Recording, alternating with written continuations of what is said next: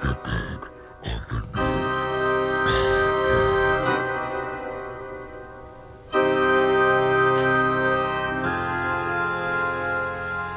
all for you! Stop! Stop!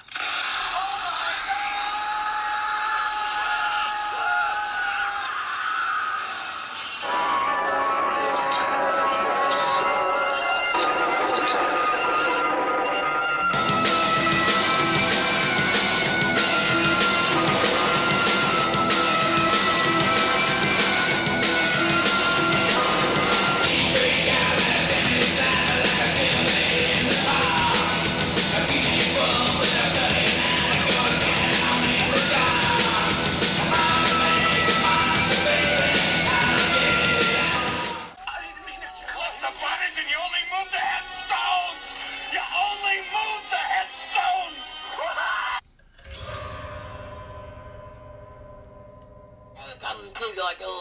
What's up, everybody? I'm Reggae Mortis. And I'm here with Boris Lagosa. Dr. Gentry, do you honestly feel that this is a time for martial law? I don't think there is any question that martial law is needed in the city of Montreal at this point in time.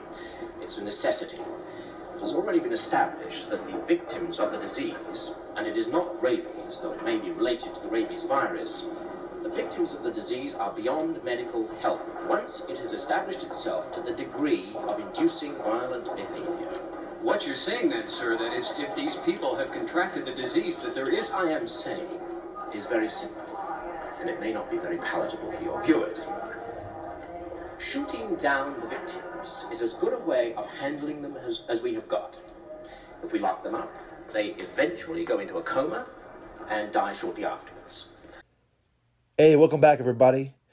For this episode, it's episode 12. We are covering Peter Cronenberg's 1977. Is that right? Is it Cronenberg? David Cronenberg. Oh, Peter hey, listen, Cronenberg. guys. David Cronenberg, okay? I'm allowed to have mistakes, okay? David Cronenberg's 1977 film, Rabid. Go ahead and keep the facts, Boris. Rabid, 1977, like my friend has said, directed by the body horror maestro David Cronenberg. This movie stars Marilyn Chambers Yeah. as Rose. Swing! Yeah, and Frank Moore as Hart Reed. This movie's budget was the box office info I could not find for US, but Canada had a $530,000 Canadian money budget. This movie takes place in Quebec, where most of Cronenberg's movies take place in Toronto or Quebec. Rose and her boyfriend get into a motorcycle accident. Rose is banged up so badly she is taken in for experimental plastic surgery. Yeah. At this very stingy looking. Yeah. Wasn't top tier plastic surgery.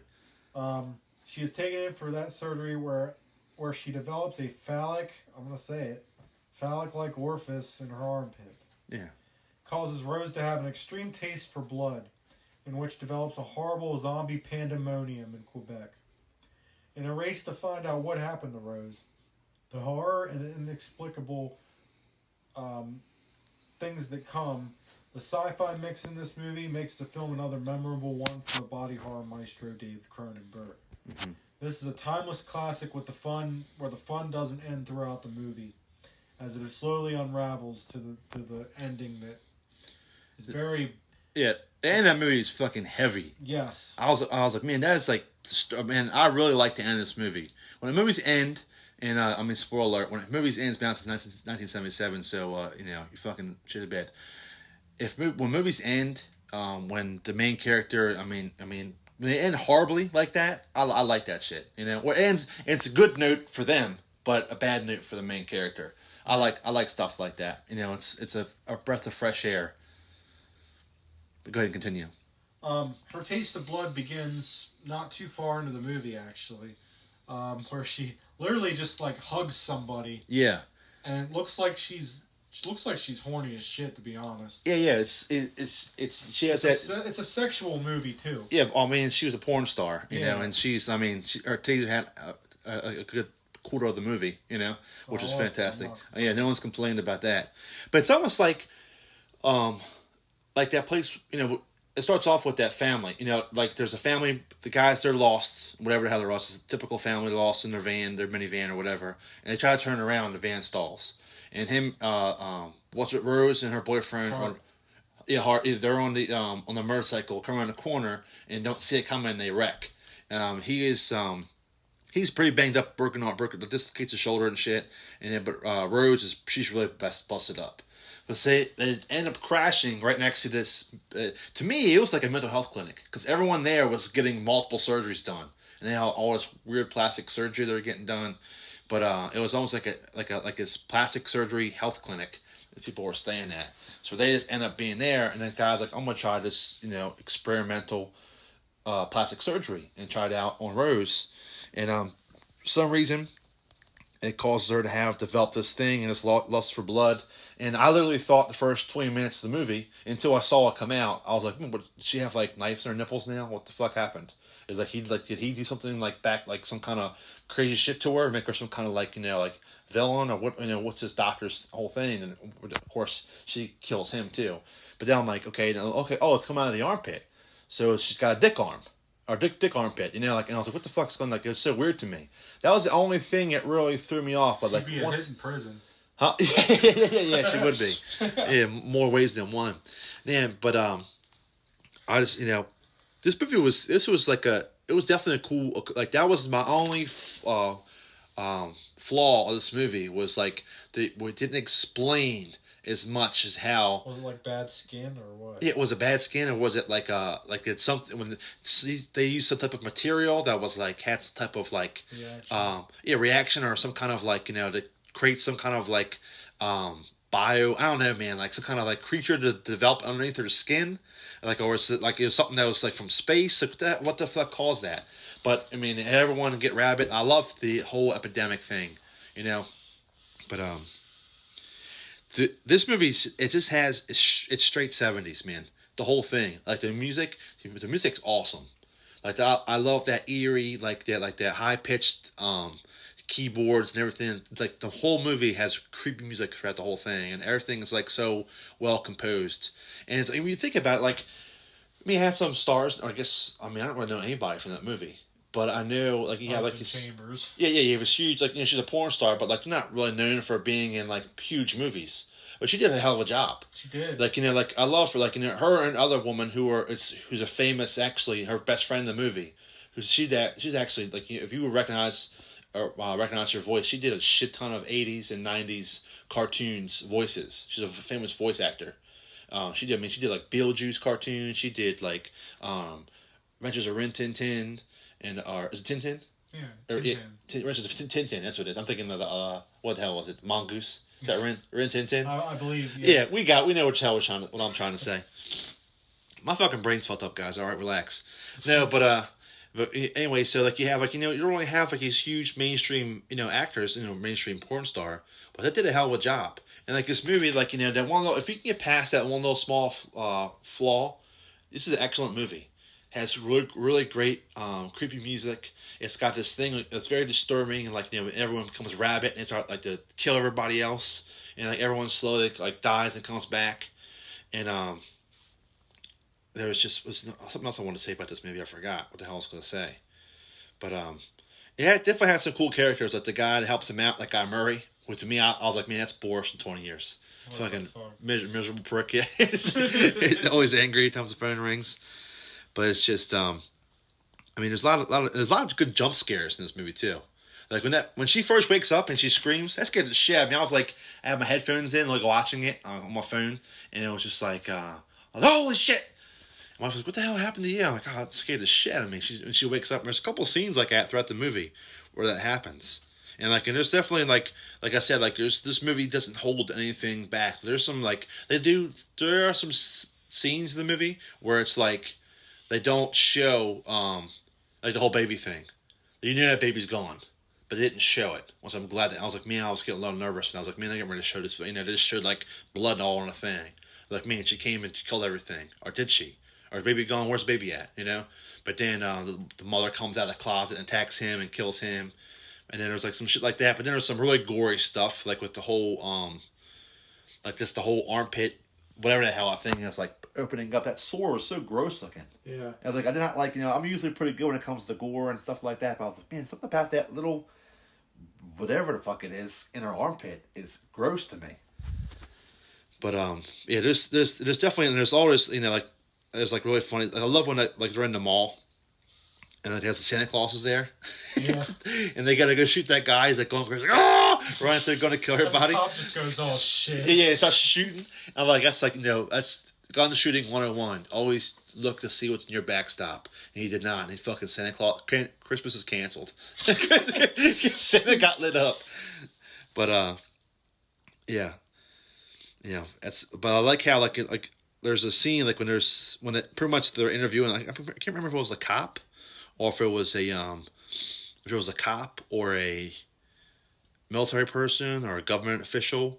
When they're interviewing the guy, and he pretty much just says like, it was the government official candidate. It was yeah, we're we are what's that shit called when martial law. We're under martial law, and they're pretty much like saying like we gotta shoot. You shoot, ask questions later. I'm like, damn, that's some heavy shit right there. Get ready to I guess that's what you gotta do, man. They're like, listen, like these people are going if they pretty soon they're gonna sickness is gonna get them so bad they're gonna go into a coma. And they're gonna die, and then come back as some bloodthirsty, vicious thing. And what's if I can rip your face off? So that's what they're gonna do. They're gonna shoot them. This movie was straight vintage Cronenberg. Like this was, you couldn't ask for a better way for it to be done here. I mean, like I said, the only chief complaint I really had about this film, in conjunction with the Riggs' opinion on it, was they don't really explain how the orifice came about, but you kind of know, like, obviously it's something that was done wrong during the surgery. Yeah. So, I mean, Cronenberg does that a lot, though. He makes you guess and makes you use your imagination, which is fine. But that was my other take on it. Every time she spoke to anyone, like honestly, every time she spoke to a female, I was just like, man, I'm waiting for the 70s porno music to start. Because, like, she just had that voice. She had that voice, and I was like, man, it's very seductive. Like, when she, like, walks in and starts talking to her friend, like, oh, you need to take a bath. And I was like, what's going on? Waiting for it to happen. Get excited. She walks into the hot tub of the hospital. Yeah, I'm like, man, she's going to do some kinky shit. But then next thing you know, that girl's in the fucking freezer. I'm like, damn, man, fuck.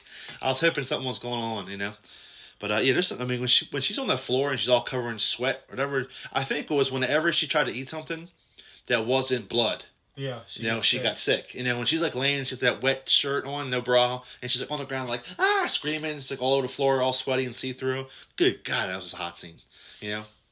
But I mean, she did. I mean, she did a hell of a job, for just being like a porn star. She did a hell of a job in this movie. And like I tell you, like at the end, like close to the end of the movie, when they have the dump trucks are all pouring in. When they pull up, like, what's going on here?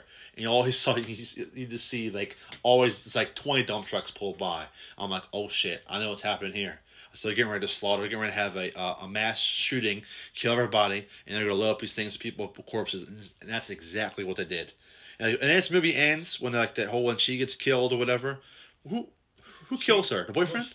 It was that one guy she got in contact with. And she told her boyfriend that she was going to test this to see if she can stop it. Yeah. And she's laying on the couch, and the guy just gets to her. But it doesn't show her getting bit.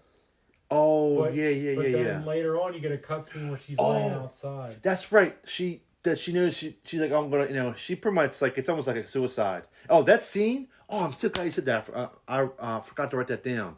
That scene was heavy, man. I was like, man, like, towards the end of this movie, like, it's screaming for her. Like, yeah, at the end of this movie, you kind of, it's almost, to me, it's almost like you have, like, a sleepaway camp. Like, it's over the top cheesy, just like some random, like, really dark shit that's in there. But at the end of the movie, it's complete, like, at the end of the movie, you're just like, holy fuck. How did this cheesy ass movie get so heavy at the end? And this movie is like, I immediately saw past the whole armpit thing once everyone started to turn.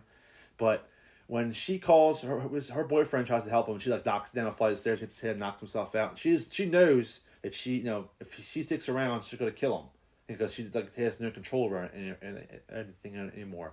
She goes to his house and she finds that guy, takes him back to her apartment or whatever. kills him with the whole armpit dick, and then she calls on the phone. He's on the phone with her, and she's explaining, she's like in tears. She's explained that I'm going to, I need to see for myself if I'm the one who caused all this trouble. Like, cause she just wasn't. It's almost like she didn't know that she's the one causing all the shit, which she had to know. But she's just like, I need to find out for myself. She's pretty much like, listen, like it's if I'm the one who's going to be, he's going to kill me. I'm not going to be able to hold him back. He's too big, he's bigger enough to take me over. So I'm pretty much gonna. It's almost like assistant suicide at the end of that movie. And when he's calling, you can hear the phone hang up. That guy woke up and attacked her, and he starts screaming to the point where he like takes the phone and he's like beating the phone to the ground. It was explode all on the ground, just screaming, no, no. And I'm like, oh man, that shit is heavy. And the next thing you know, she's out in the street, fucking getting chewed on by a dog, and then the guy's like, all right, shoots at the dog. Dog takes off running. The guys hop off, grab her, throw her into the dump truck. Turn the thing on, start grinding her ass in, and the credits started to roll with that music. I'm like, damn, man. That music at the end, that's like pure 70s too. That's like some 70s, like, I'm not sure. Was it just the 70s where shit just ended like that? Yeah. I feel like there were a lot of movies back in the day that just ended credits after your final resolution. Yeah, but 70s though. 70s is definitely, they're definitely known for that. Yeah. But it's like, as soon as someone dies, boom. As soon as it's like the movie ends so abruptly, you know? That's just, but I kind of like that stuff too, man. It's almost like she sees some kind of 70s sci-fi thing. It's just like, it was me the whole time. The guy shoots stuff. I can't take it. It's fucking, credits start rolling. I don't know, man. It was great, Rabid. I really enjoyed watching that film. And I'm trying to think of some other funny. How about that fucking the drunk guy? What the fuck? What's up with this thing with she tries to like drink the cow's milk too? What was up with that? What the fuck's that guy say to him? He comes into the thing, he's like, hey boy, that's my sandwich. Like, it's my fucking sandwich! He's like fucking eating the meat, eating the roast beef. Oh yeah. He goes, it's my sandwich, buddy. It's my sandwich, buddy. He's like fucking jumping down. He reminds me of the guy from Star Wars at the bar. He don't like you. I don't like you either. That guy. That's it. He had that same face. I forgot about that scene. What, in Star Wars or the guy? Or from, no, the sandwich. It's my fucking sandwich. I felt bad. I'll tell you who I felt bad for. I felt bad for the boyfriend. I felt really bad for the truck driver. Oh, yeah. Because he was like, the boyfriend... He was a genuine nice guy. Yeah, he was like the only like genuine... I got you a sandwich. Yeah, he went and got the hooker. I was like, oh, we'll get you to the next stop. We'll get you some nice bowl of soup. Next thing he's fucking dead in there. I don't know what happened. I guess I fell asleep. Ah! Like he turns. Yeah, it's there's no... But you know what, though? I bet that's where The Walking Dead got their idea from. Because it's like the same thing. As soon as you get sick real quick. Rick Grimes never had a dick armpit. Yeah, Rick Grimes definitely never had a dick armpit. But there are, I mean, it is the thing where it's like they get sick really fast. And usually it doesn't last, within like this is like real quick. I mean, yeah, what you call it is Walking Dead. It might be like a day or two after you get bit. You might last a day or two until it breaks over and you finally kill over. This one was probably like within like 20-30 minutes of getting fucked by the armpit dick, but but the same thing now. When they get bit, shortly after they get sick, they die, they come back, rabid, and want to eat other people. That's, I mean, we'll have to call what's his face up and ask him if he got the inspiration from Rabid. We'll also ask him while he's at it if after you watch the movie Rabid, if he maybe looked up Marilyn Chambers and rub one out, because that's what I did. I had to wait. I was somewhere else. I had to wait till I got home first. I said, what's her name again? Started looking her ass up. And I was like, what's her friend's name? That's how I found out about her friend, knowing about her being a famous voice actor. I'm like, she's kind of cute too. I bet she's in porn. Looking. Anyway, we're men. That's just how the fucking world works. All right, you wouldn't be here if it wasn't for us. We're gonna get fucking canceled in a heartbeat. But I mean, is there anything else you want to say about this movie? No, I think we covered it all. Dick, armpit, Marilyn Chambers, titties, and all. So, yeah. Watch out. And if you're ever at a truck stop, you see a hot broad on the side of the road and you pick her up. Make sure you watch out for that armpit. Yeah, and rest in peace, Marilyn Chambers. She passed away in 2009. Well, it's Amber. I can't say that word. She had some sort of cardiac embolism. That's what it was. Yeah, terrible fucking way to go. Yeah. But well, guys. This has been with Dead and Night Podcast. I'm Reggae Mortis. And I'm Boris Lagosa. And we'll be seeing you guys next time. So make sure you hit that subscribe button, hit that like button, and check us out on Instagram with Dead and Night. That's it. Later.